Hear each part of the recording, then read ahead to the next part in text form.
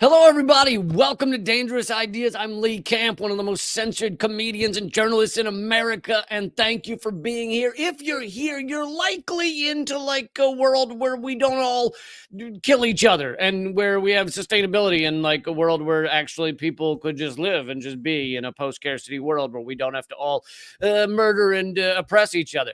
That's what I'm into. I hope you're into it too. And we're going to discuss some of that stuff. But a lot of this episode will be about Israel and about the genocide they continue to commit. Today, I will be joined later at 3:30 Eastern, 12:30 Pacific time by Abby Martin, internationally known journalist, and one of these journalists who has been nonstop courageous and in the front, the vanguard of talking about the apartheid state of Israel, the oppression of the Palestinian people, of the Gazans, the open air prison that it is. She put out an incredible film called Gaza Fights for Freedom, and yeah, I'll be talking to her starting in about half an hour, but we got plenty to get to before that. I'm going to bring you the lawsuit that is actually being put forward in front of the UN, and it actually this is rare, so it actually has some power.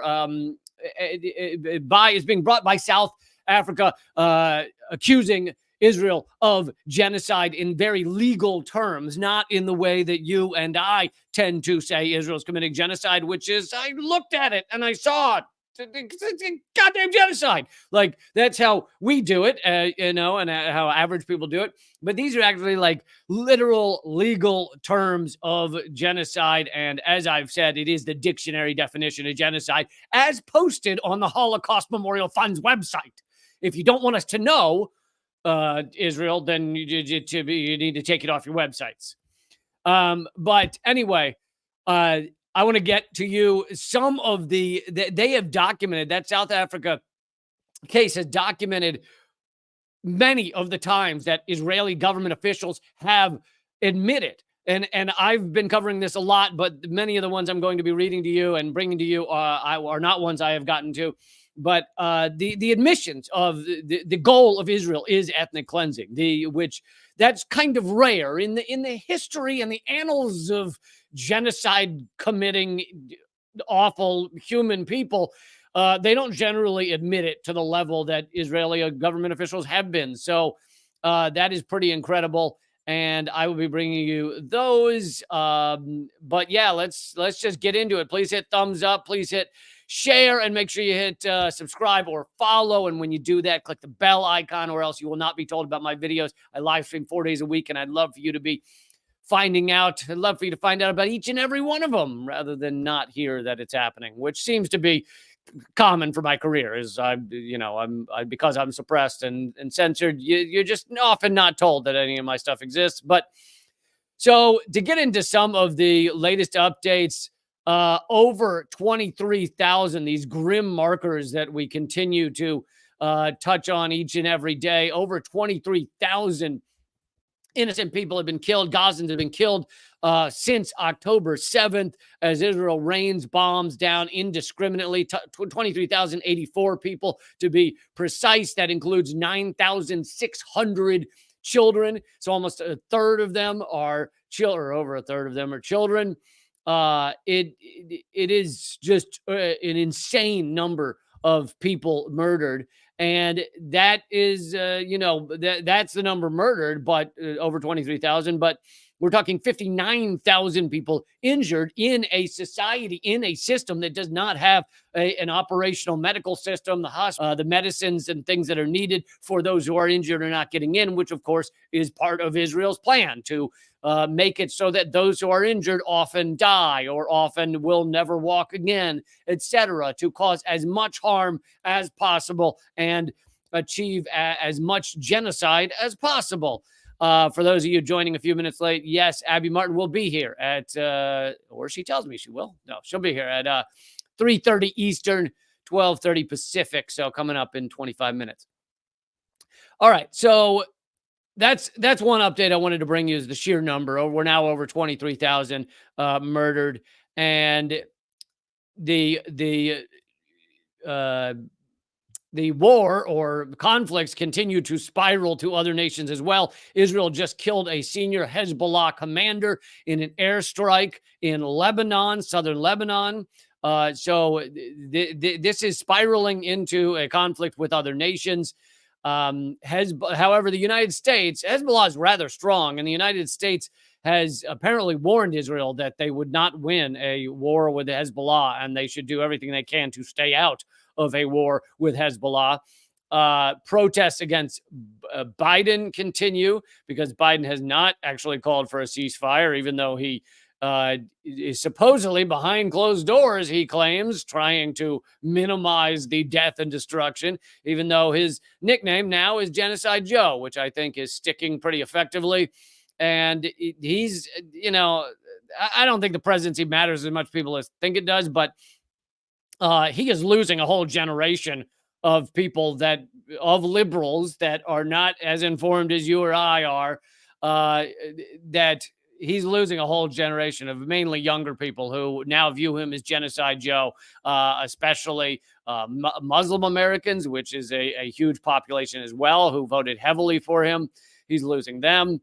But yeah, it does tend to it does continue to spiral into other nations, and Lebanon's involved, Yemen's involved, Iraq is involved.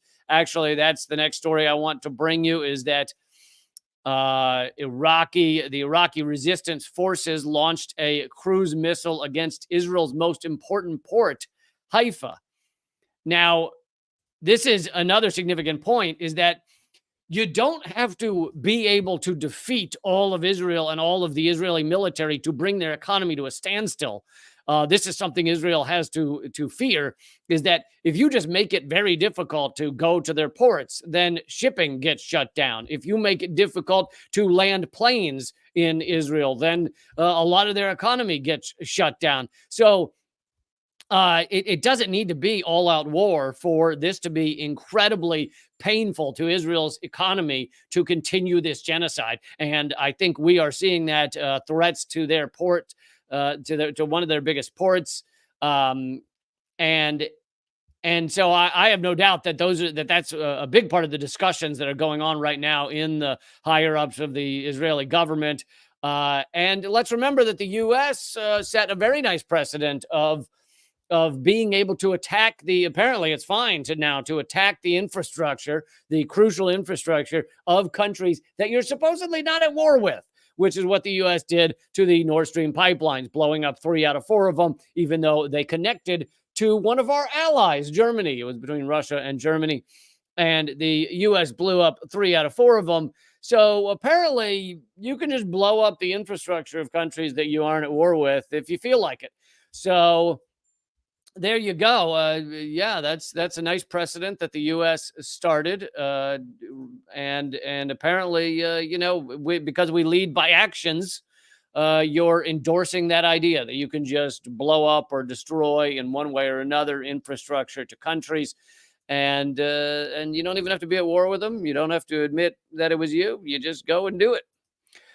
Also, drone attacks reported on Israeli oil tankers in Maldives or Maldives. I'm never clear on that. Anyway, this is again going to have major impacts on Israel's economy. Initial reports indicate that both oil tankers were seriously damaged by explosions. According to the plan, these 2 oil tankers were supposed to pass through the Bab el-Mandab Strait and the Red Sea. Yemen's army threatened to target Israeli ships and oil tankers in the Red Sea until the end of the war on Gaza. So this is almost definitely the Houthis in Yemen sending drones after Israeli tankers and ships. And again, this can have a major impact on the economy of Israel. And Israel is bringing this upon themselves, right? I mean, they have chosen to commit genocide. They have chosen to kill 23,000 people, 70% women and children.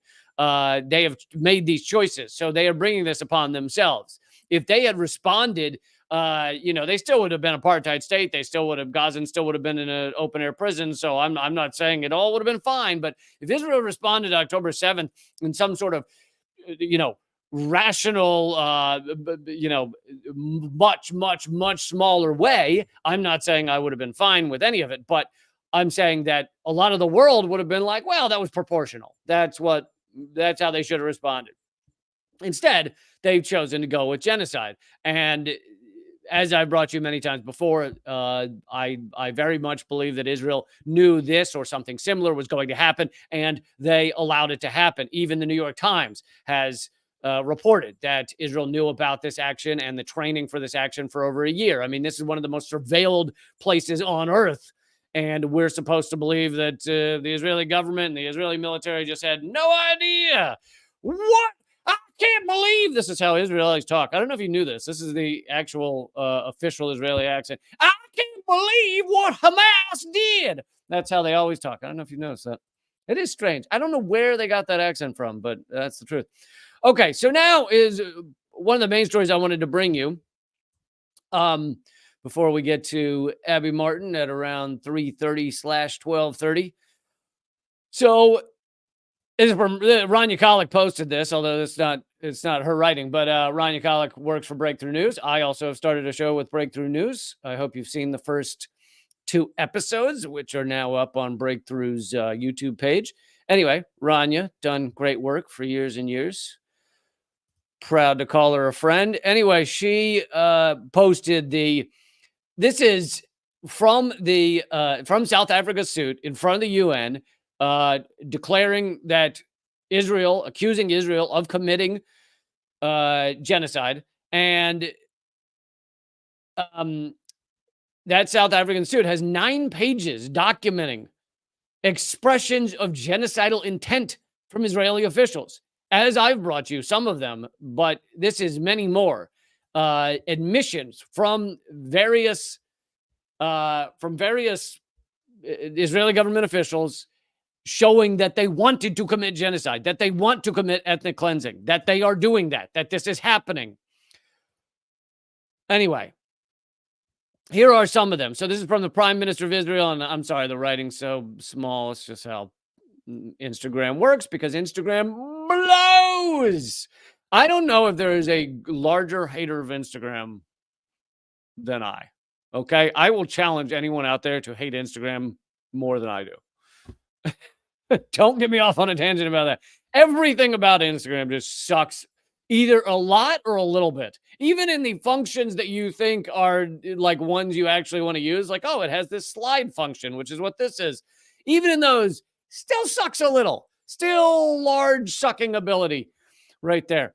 Prime Minister of Israel said in a televised address that promised to operate forcefully everywhere. Again, if you are not committing genocide, if you are targeting Hamas fighters, you don't say you're going to hit everywhere. You say you're going to hit Hamas fighters or everywhere Hamas fighters are. But they don't do that. They instead put forward justification for ethnic cleansing. At the time he said this, they had already killed 2,670 Palestinians. Now they've done 20,000 more, including 724 children. That was within just days of October 7th. They also don't mention in these slides that days before October 7th, Netanyahu got in front of UN and held up a map with Gaza and the West Bank erased.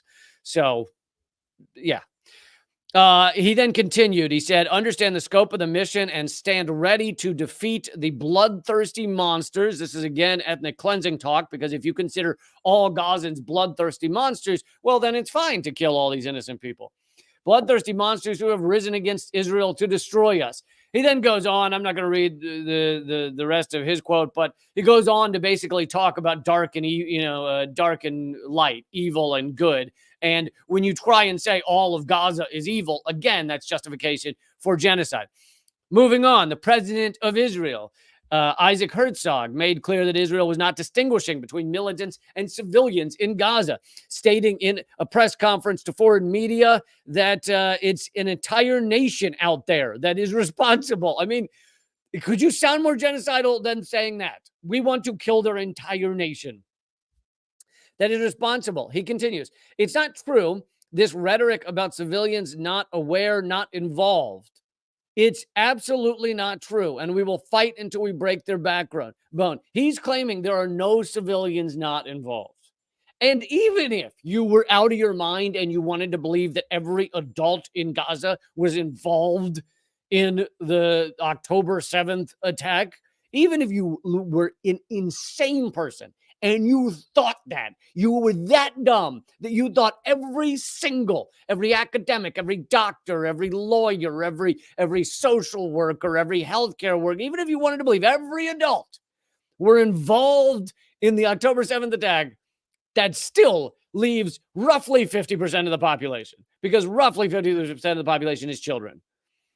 And you're telling me every child, every 2-year-old, even if they don't speak the language yet, even if you're walking around pooping in their pants, you're telling me that kid was involved in something Hamas militants did?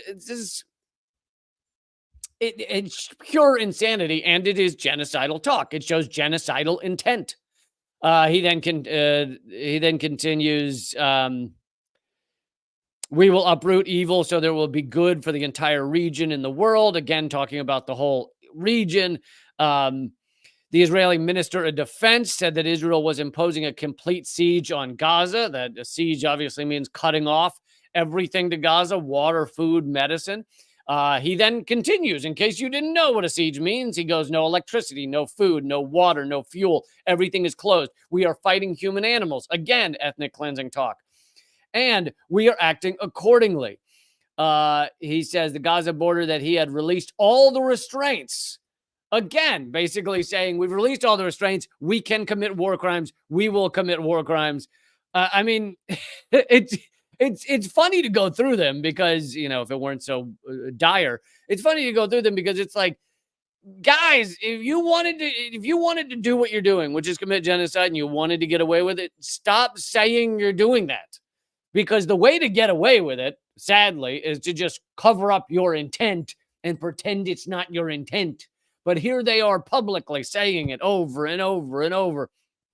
Israeli Minister of National Security on November 10th said, to be clear, when we say that Hamas should be destroyed, it also means those who celebrate, those who support, those who hand out candy. They're all terrorists. They should all be destroyed. Anyone who handed out candy to someone should be murdered. Does that sound like a rational human being saying that right there? Israeli Minister of Energy and Infrastructure tweeted out, all the civilian population in Gaza is ordered to leave immediately. We will win. All the population is ordered to leave, which is in order for ethnic cleansing, in order for, we are cleansing this entire area of your ethnicity, of your race, of your people. This is, they're calling for ethnic cleansing. They might as well drop pamphlets from the plane saying it's time to ethnically cleanse you. Israeli Minister of Finance on October 8th said, we need to deal a blow that hasn't been seen in 50 years and take down Gaza. All of Gaza. They didn't say that one. They didn't say take down Hamas. They said take down Gaza, the place. Israeli Minister of Heritage said the north of the Gaza Strip, more beautiful than ever. They're talking about how it's been flattened. More beautiful than ever. Everything is blown up and flattened. Simply a pleasure for the eyes. We must talk about the day after. In my mind, we will hand over lots to all those who fought for Gaza over the years. Again, saying paving the entire area, killing everyone there is beautiful, is wonderful. All of this is genocidal talk. All of it is very analogous to the way the Nazis spoke, which, you know, everyone has been pointing out the irony of that. But this has been put together by South Africa to present to the UN of proof of genocide.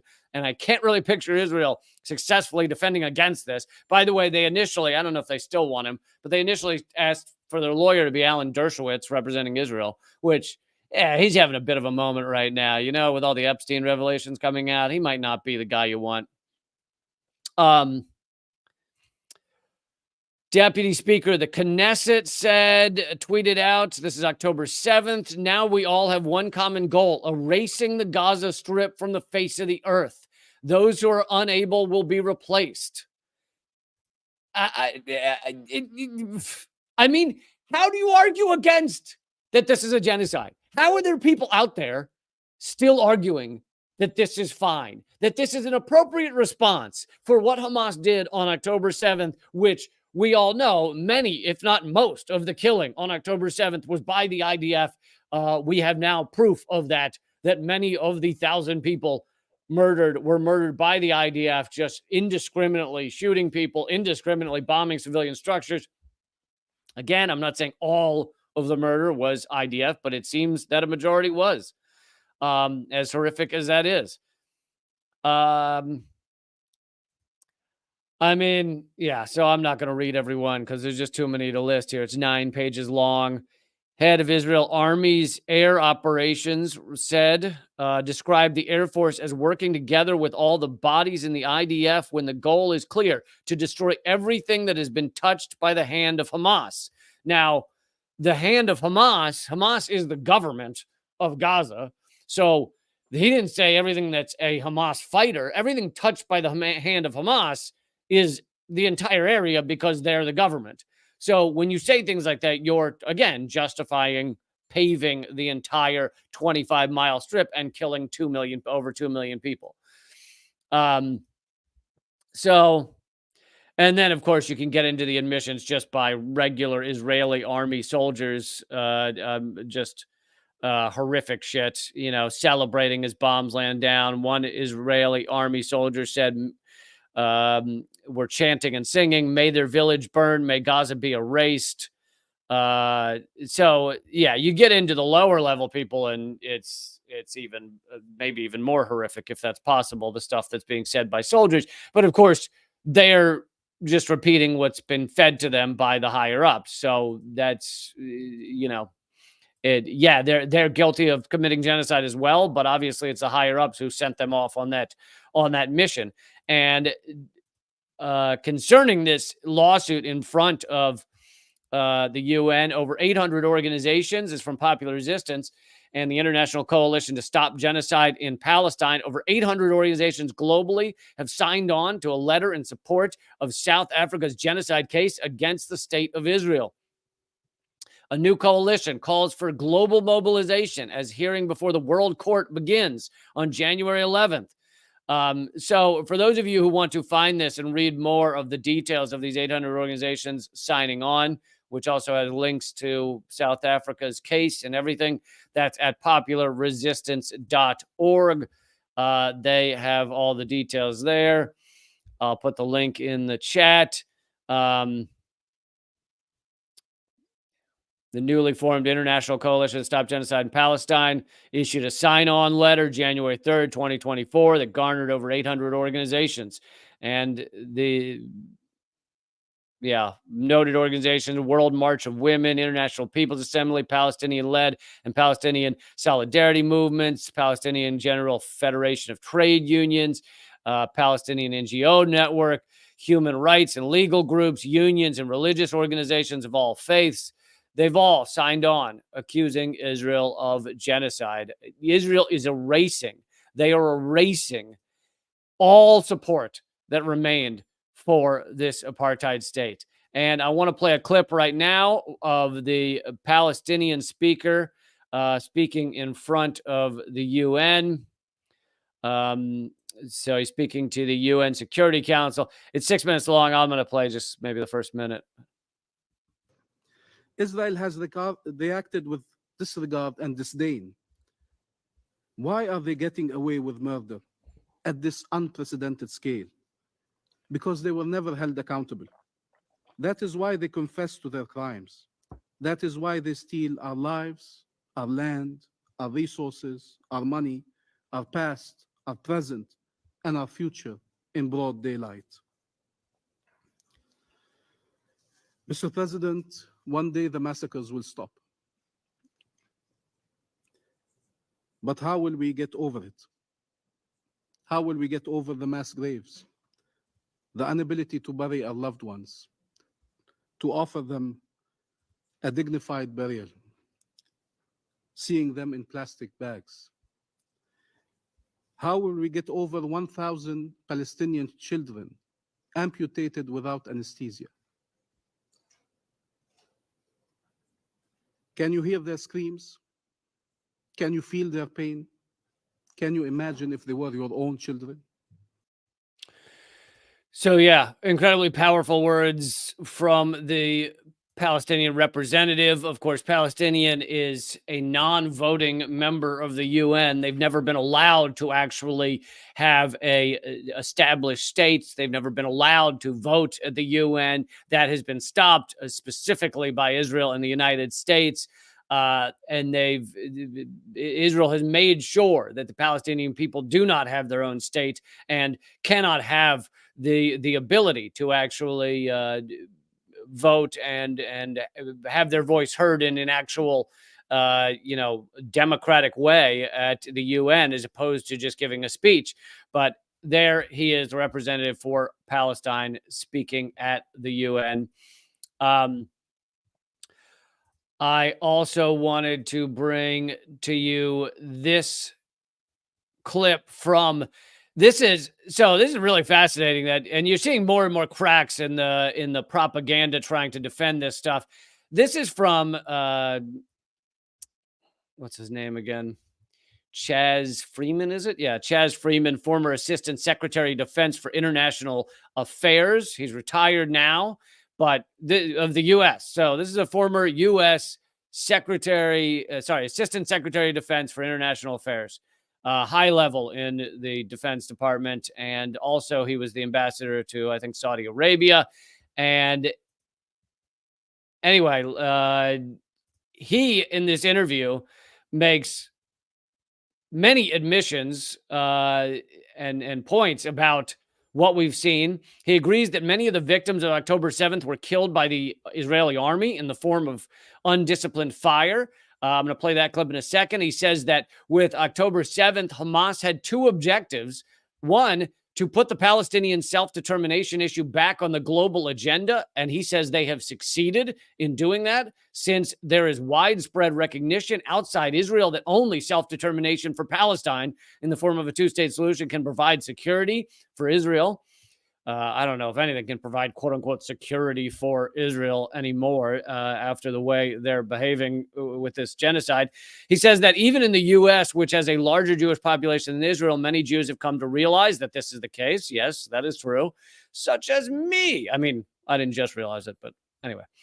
Number two, goal was to give Hamas enormous popularity among Palestinians because they are seen as having stood up, as having been willing to accept death rather than captivity. All in all, he concludes that much like the violence against African Americans that followed slave revolts in the 19th century, the Israeli vengeance against Palestinians won't be remembered fondly by anyone in the future. In fact, he goes as far as saying that when people think of Israel in the past, they thought of it as a refuge for the victims of the Holocaust. And I think that's very true. That's how many people did view it even up to a few weeks ago. And now they will think of it as the home of the perpetrators of this genocide. And I think he's very right on that. But let's play a clip of him speaking here. Chaz Freeman, former Assistant Secretary of Defense of International Affairs. So are those credible reports stating that actually for quite some degree the Israeli army might be responsible for the dead Israelis on October 7th? Yes, and there are two reasons for this. One is the Israelis lacked discipline and the training necessary to respond effectively to the hostage taking that Hamas carried out, which, by the way, was aimed primarily by Hamas at taking Israeli soldiers. The kibbutzim are garrisoned with soldiers. They are military settlements. Many of the people, the men there, some of the women, are in the Israeli reserves, and Hamas sought to take them as hostages. Undisciplined fire by helicopters with Hellfire missiles or by tanks with incendiary rounds directed at buildings is what happened. And this is a disgrace in military terms, and it adds to the diminution of the reputation of the Israeli defense forces have had for military discipline and expertise. But the second reason is something called the Hannibal Directive.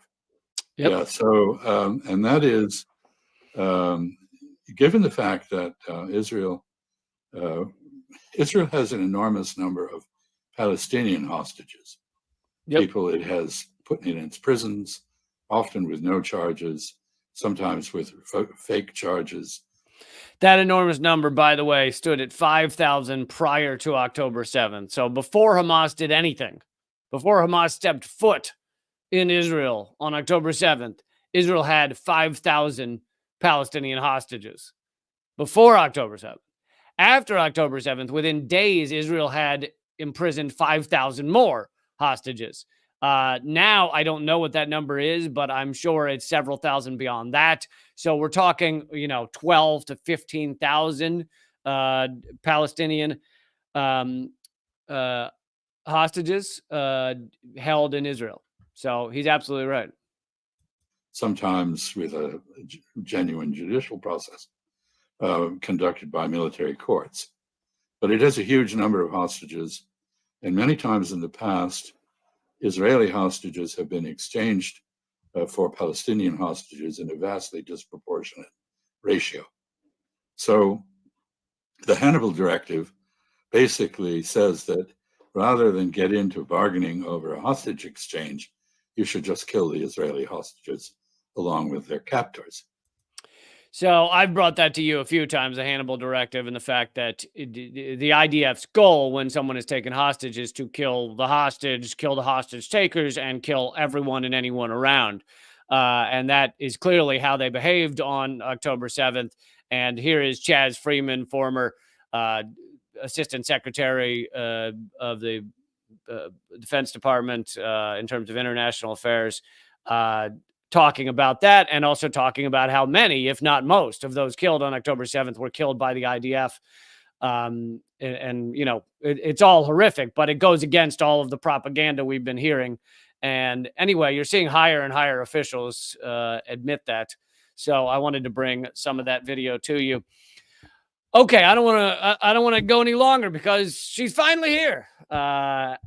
My friend, amazing, world-renowned journalist, Abby Martin, and I'm sure you know her work from Breaking the Set to Empire Files and much more. Please welcome Abby. Oh, please, Lee. Hey. Hi. It is good to see. I always love talking to you. Unfortunately, I don't think much of this half hour is going to have the laughs that you and I often enjoy when we're talking, but Yeah. I hope you're doing well. Doing okay. Yeah, doing all right. That's good to hear. I know everyone's been excited to see you on here. I wanted, before we get into the more recent genocide, I wanted to go back like 10 years to when I was first kind of meeting you and your show Breaking the Set, and you were the first person I'd ever seen. This is before you even had me on the show. I'd ever seen on television, on U.S. television, talking in the way you were about Israel, calling it an apartheid state, calling Gaza an open-air prison.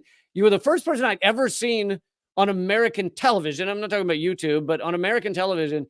And that was one of many things, but it kind of, blew my mind, both like, how is she allowed to do this? And also, who the hell is she? And did you feel like back then, did it feel scary to be the only one out there doing that on American television? And then also, second part of the question is, did you think 10 years later, most of the world now is calling Israel an apartheid state at minimum, if not a genocidal apartheid state?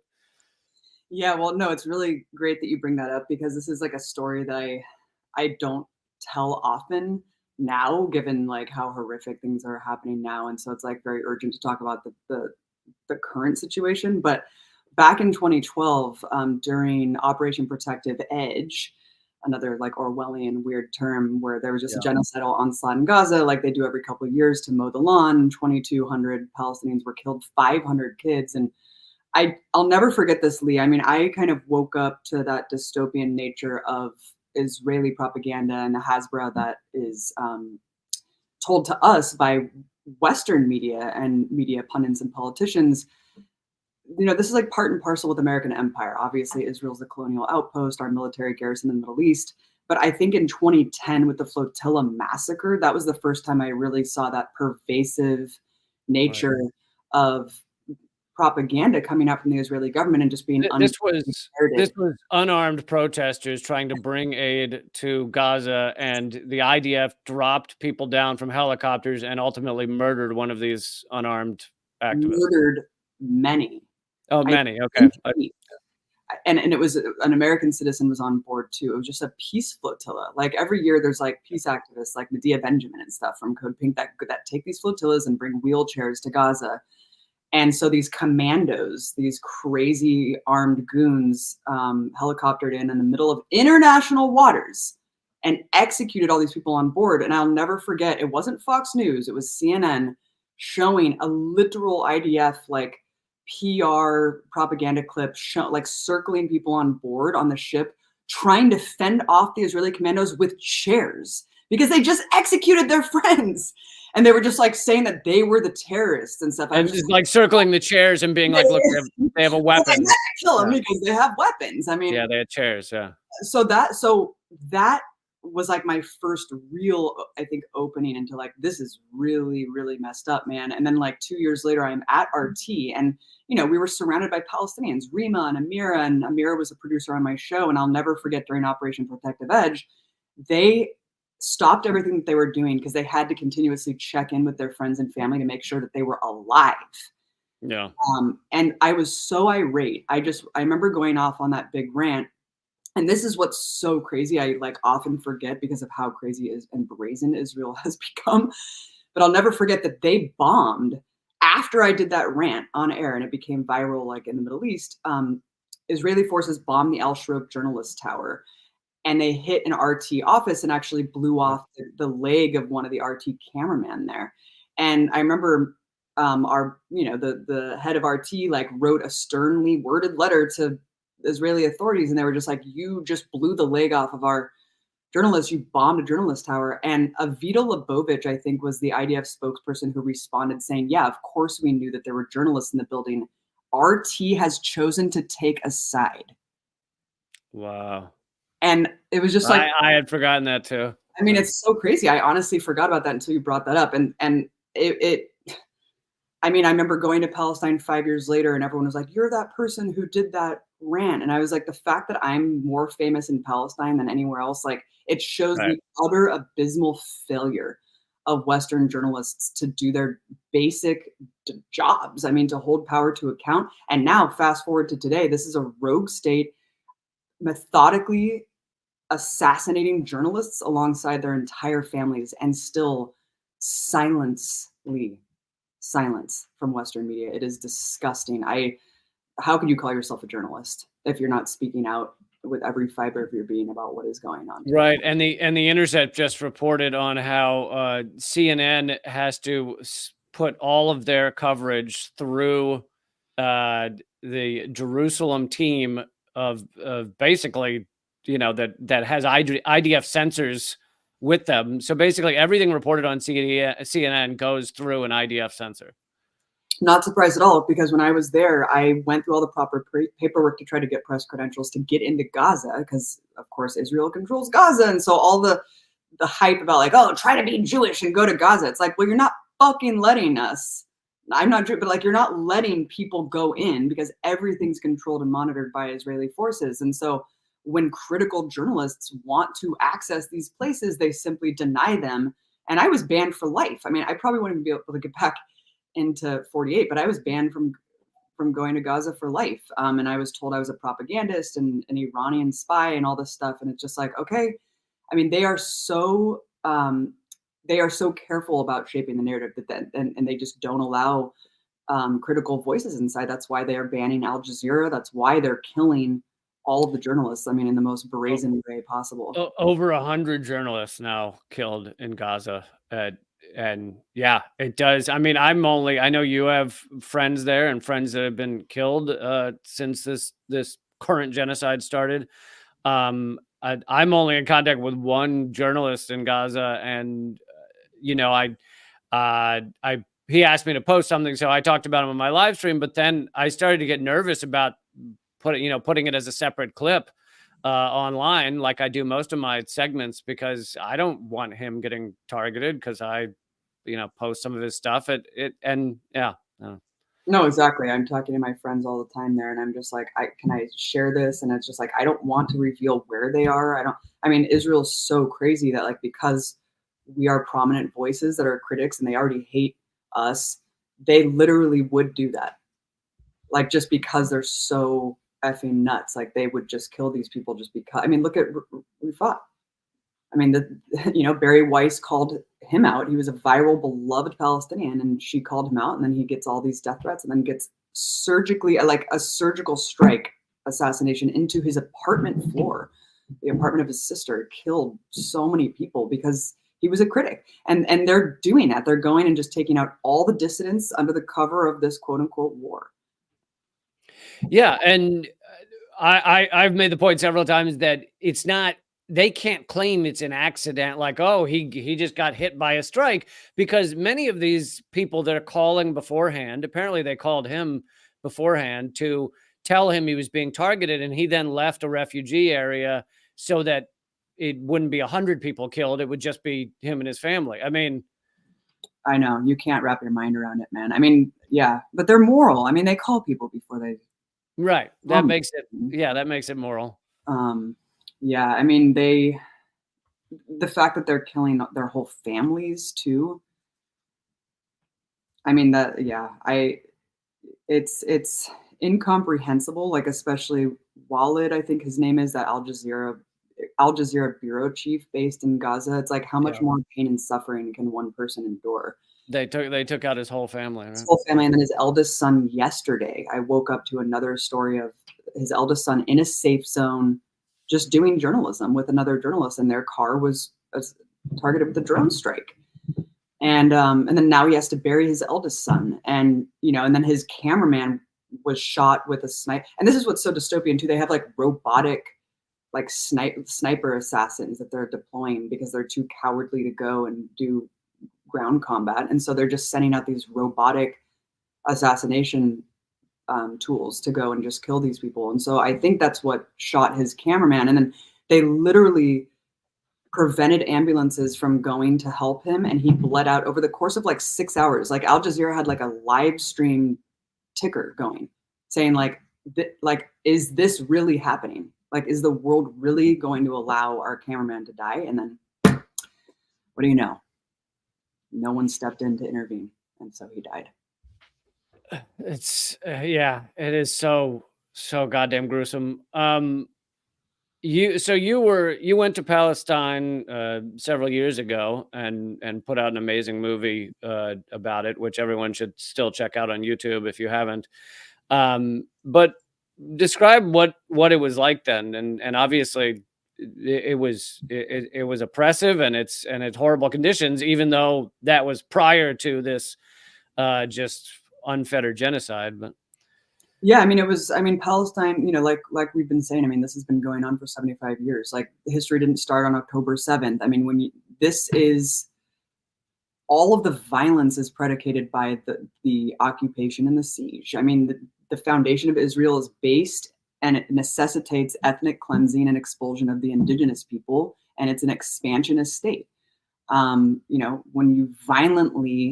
When you're engaging in violent and bloody conquest in 2023 and live streaming it for the world to see, it's hard to deny. But for decades, I mean, all we had was Western media dictating this complicated reality. It's a conflict as old as time, and it's all this ancient quarrel over religion. And it's complicated. It's complicated, Abby. Colonization is really complicated. Yeah, it's really violent, bloody conquest and colonization is super complex. For some reason, not in any other historical lens, just this one that's happening right now.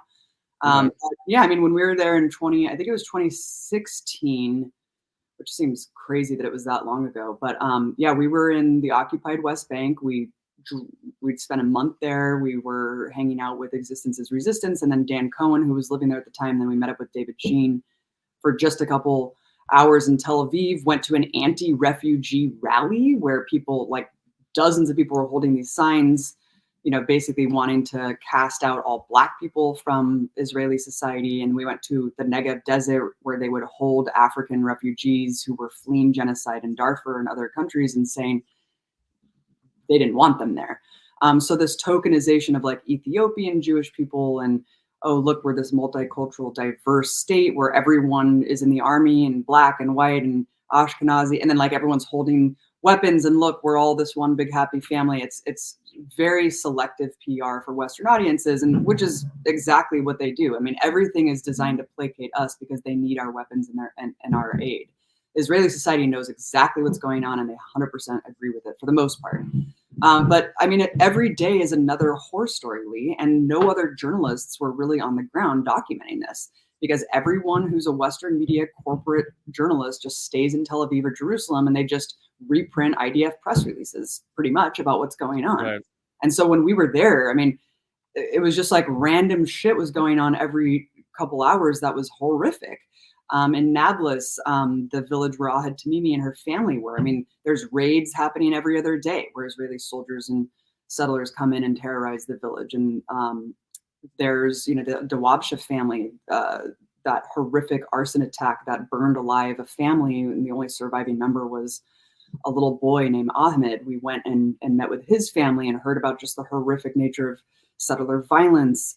When we were there, I remember going through Kalandia checkpoint, getting out of Ramallah, going into another section, and there was just indiscriminate fire opened at an elderly Palestinian man who didn't turn around fast enough, I guess, or maybe couldn't read the sign in Hebrew, and so they just unleashed a barrage of bullets at this guy's feet.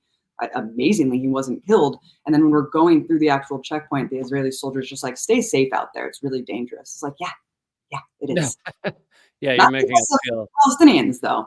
And then the first thing I saw when we were leaving the airport, which really just speaks volumes, is like the first thing I saw was a giant hill with like dozens of Palestinians like walking up this huge hill. And then I remember Nancy Mansour was just like, oh yeah, because they like set up these pop-up barricades and makeshift checkpoints, and then they just make it just all to inconvenience and humiliate and subjugate the native population. So it's like, if they want to, they'll just set up a pop-up checkpoint and then just make you walk 5 miles home just to fuck with you. But yeah. I also saw like an ambulance being searched. And then that's when I realized that policy where they want to prevent people from basically being saved. And so they'll just make up things and say, oh, there could be a bomb or a terrorist in the ambulance. And we see that working in droves today with the claim that, every hospital in Gaza has a terrorist compound underneath. Right. I wanted to ask you about the hospitals and why Israel would go to such trouble to bomb hospitals and destroy hospitals when it is such terrible PR for them. If they want to try and perpetrate a genocide on the down low, then bombing hospitals is probably not the way to go about it. I've been talking about how I think it's because their goal is to basically kill as many people with disease as bombs. 100%, Lee. I think that, first of all, it's a genocidal goal to completely remove the infrastructure of any health apparatus at all. I mean, because they're already taking out the education sector, all the best and brightest in Gazan society. So like every school, even like the engineering division was just exploded. I mean, entire residential blocks and neighborhoods, shops, and I mean, water treatment plants, flooding the tunnels with sewage and seawater. So these things are very deliberate to make Gaza completely unlivable, even though the UN already had said Gaza was going to be uninhabitable, mostly due to a lack of potable water back in 2020. So this has been like an ongoing slow motion genocide for so long, but now it's ramped up to such extreme levels. But I think targeting of the hospitals specifically is making sure the ethnic cleansing goes forward, because the hospitals are notorious for sheltering. I mean, when you are impaired, you're disabled, you're you're under supervision of a hospital, you can't maybe freely travel. So that's to like get all those people out who possibly can, kill the remaining people who can't leave, and also remove any ability for any refugees to stay behind. And so they completely cleaned out the north, destroyed every hospital. And some contacts that I have that are still on the ground in the north are just like, there are so many atrocities happening day to day, but like no one's here to report them. And then of course the snipers are perched up everywhere. But I think you're right. I mean, it's to accelerate. It's to accelerate the starvation and disease and make sure that everyone's gone. We're seeing this spiral into a regional war, more so. There's been tit for tat attacks between Hezbollah and Israel. The Houthis are attacking Israel-connected ships and harming their ports and economy that way. I don't know if you have any thoughts on where this is going in that regard. I mean, we've been browbeaten for the last 2 years about Russia's invasion of Ukraine, and I think rightly so have been very fearful about the potential for escalation into a world war, because Russia's allegedly this rogue nuclear armed state who's completely out of control, committing genocide, doing all this crazy stuff. I just read a story the other day, and look, this isn't a pissing contest. Obviously what Russia's doing in Ukraine, look, there's a lot of blame to go around. I think Russia is committing, of course they're committing war crimes in Ukraine. They invaded Ukraine and they're killing a lot of civilians. But I just saw a story that I think really lays bare just how crazy the double standard is. And being reminded that at the beginning of the war, Sky News was live streaming a Molotov cocktail workshop and how to best kill Russian soldiers in the tanks. You'll never see that for Palestine, but I just read a story about how a couple days ago, 30 people were killed in a Russian attack in the Ukrainian city, and it was the biggest attack since the war began, with the most civilian dead, which is horrific. And I want to downplay the horrifying nature of that, but I was just like, oh my God, like the fact that Israel's been killing on average 200 every day, and some days we're talking about 500 to 1,000. I was just like, it is really nuts, actually, when you wrap it around this normalization of mass murder. They killed more innocent civilians in the first few weeks than the entire Ukraine proxy war. The entire number of civilians killed in the Ukraine proxy war, it's just unbelievably not analogous. Like, no, it's so crazy. And so, when you're looking at the potential for escalation, Israel is an insane rogue state that is armed to the teeth, and they have the full support and backing of the U.S. empire. I mean, it's an appendage of the U.S. empire. That's why all of this is happening, and that's why the U.S. is greenlighting this. And I made the analogy yesterday that it's like watching a mass shooter, like in a Walmart, just live streaming themselves, just picking people off like in a continuous fashion for months on end, and the police never come, and we're just like billions of people just like watching it. And the politicians never even say it should stop. And in fact, it's warranted, and they need to do this for self-defense. And like you're just watching it in horror, like it's like the worst Black Mirror episode that you could possibly think of, because it's real. And then, and instead of that, the police are actually the ones providing the ammo. So the potential for escalation is massive, because Israel wants more than just Gaza. They're talking about flattening Beirut. They bombed Beirut. They're drone striking people in the middle of a metropolitan city. Like, this is absolutely out of control. They're shooting white phosphorus in Lebanese villages. Like, they are fighting Hezbollah. They've rerouted a lot of soldiers to fight Hezbollah, which I guess is good to get some pressure off Gaza, but it's really scary what's going to happen, because Hezbollah is not going to back down. And they are taking this war, this opportunity under the cover of the war, to do whatever they want. I mean, ethnic cleansing and recolonization of what they believe is their land. And it goes beyond that. I mean, they think that they deserve Syria as well and beyond. So it's very disturbingly, because we're talking about a bunch of fanatical fascists who have the backing of the US empire and are armed with whatever they want to, and they can do whatever they want to, it seems. I mean, you have Biden saying, where's the red lines? Where's the red lines? 20,000, that's not a red line. 20,000 civilians dead, thousands more trapped under the rubble, 10,000 kids. None of that is a red line for Israel. And so they know that they can do whatever they want. And so they will continue to do whatever they want. And this means that things could escalate in terms of Iran. Things could escalate with Hezbollah, and the Lebanese government could, get, I don't know what the red line is for their government and their military to actually get involved, because right now it's just Hezbollah fighting.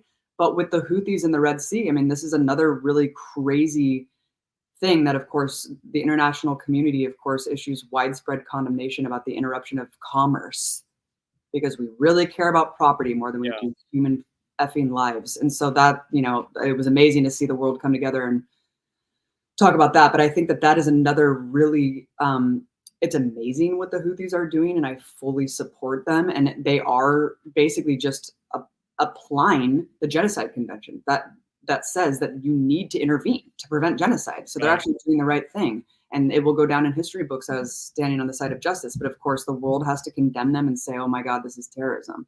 And the U.S. has basically declared war against them, even though we won't call it war. We've said that it's a special, military operation or whatever, special project to bomb Houthis. Yeah, now we're yeah. And then the Iraqi militias too. I mean, Iraq was already treated like our colony. We still have bases there. There's still troops there, and now they're getting attacked by the militias that are, that were basically allied with us to fight ISIS in the past. So it's really, we're playing with fire on so many fronts. It's shocking, because if we're not worried enough about World War III coming from the Ukraine situation and NATO, this could escalate and ramp things up to a ridiculous level. And I don't put anything past Liputniks. It's tough to see any positive in such horrific times, but do you feel like this could be a generational shift in the way Americans and so much of the world view Israel just as a whole, and the project of Israel as an apartheid state?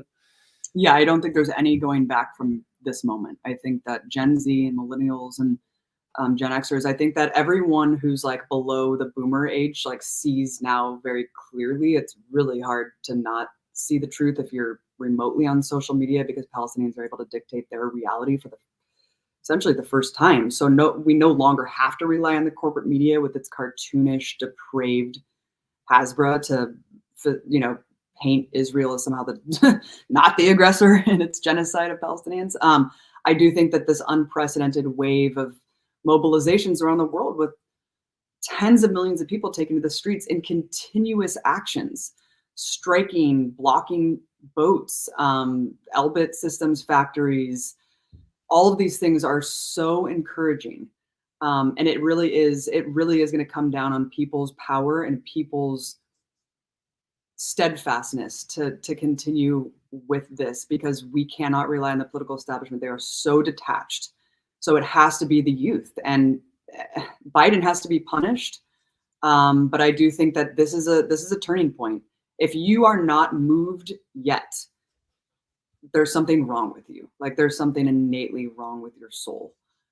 So I think that anyone who's a human being who has empathy, and who, especially people who pose as progressives or liberals, I think that at this point, it's time to stand on the right side of history, because history is going to judge us all.